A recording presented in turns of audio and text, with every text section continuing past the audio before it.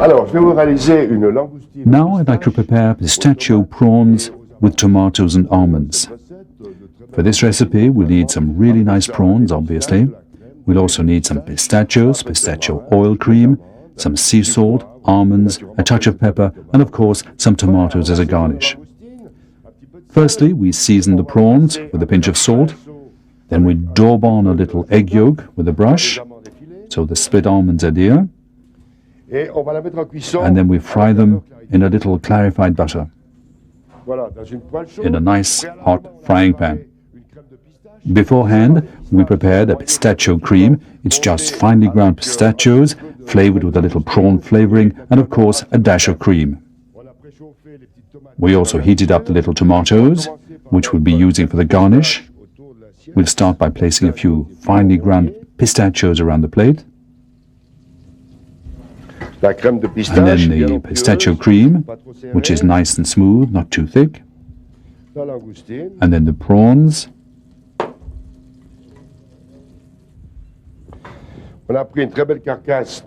And we use a whole prawn as a decoration. And a few tomatoes to add a spot of color. And now we add a drop of pistachio oil. And a little green herb as a garnish to finish off the arrangement. And that's roasted prawns with almonds and pistachio cream.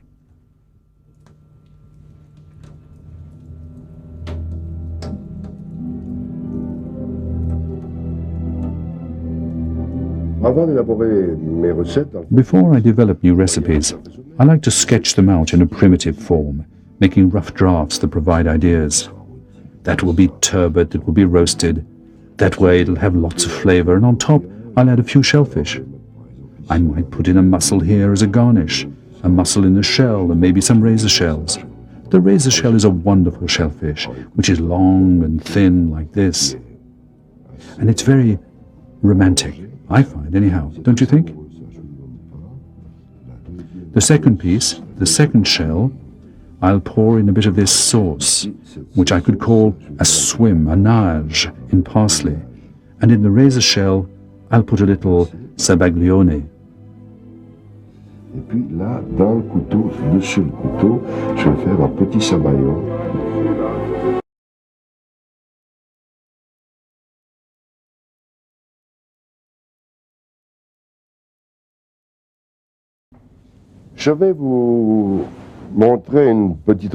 I'm going to show you a little recipe for Pauillac spring lamb, which is lamb of exceptional quality.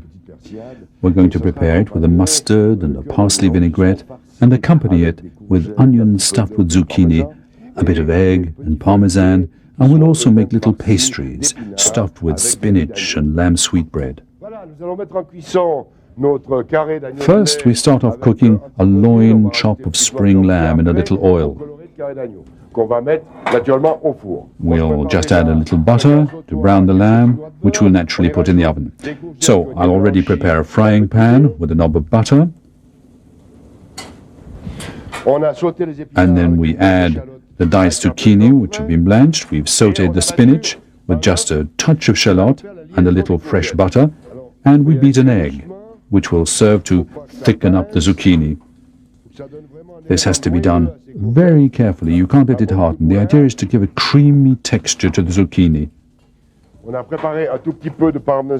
little bit of Parmesan, grated very finely. And we'll put the lamb in the oven.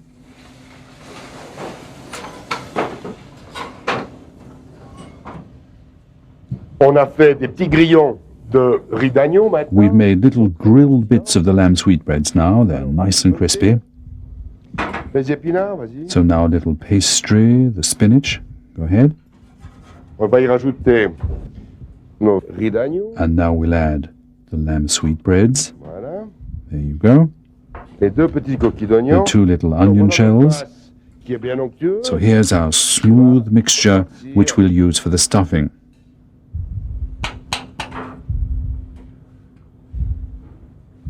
On a préparé un petit peu de lame de truffe. We've prepared a few thin truffle slivers, julienne truffle, which we'll use at the end for decoration.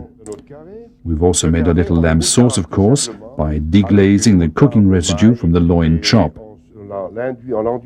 We'll simply season the lamb using a mustard, and then we coat it with a mixture of parsley and breadcrumbs, and then we decorate the onions with a few Parmesan shavings, and to this we'll add a little slivered truffle. And now a nice slice of truffle here on the lamb sweetbreads. A little drop of lamb sauce,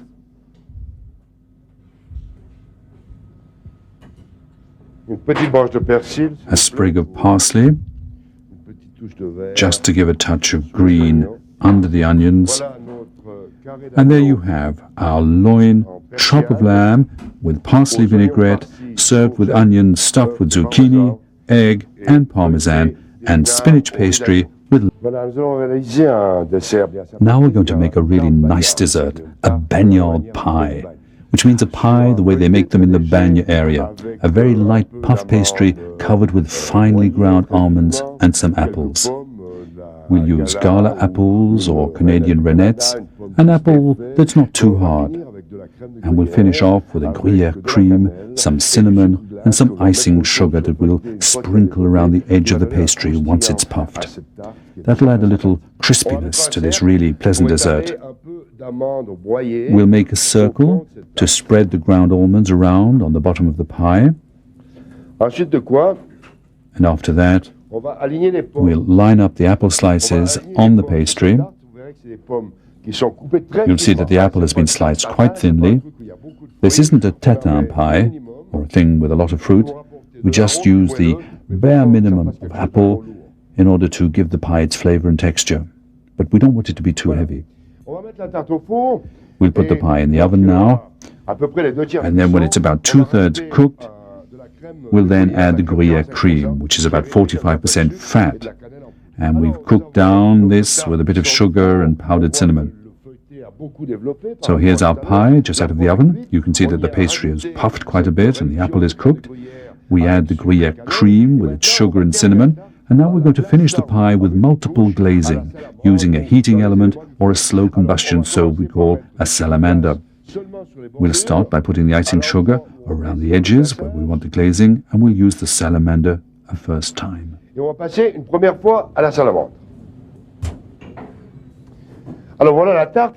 here's the pie. It's had a first glazing, and you can see parts of it are getting shiny with the melted icing sugar, and the apples and cream have browned a little bit. And now we're going to add a few almonds just around the edge.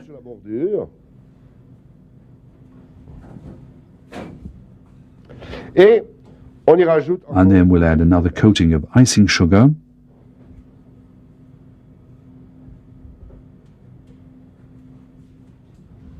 And we'll glaze it once again using the salamander oven.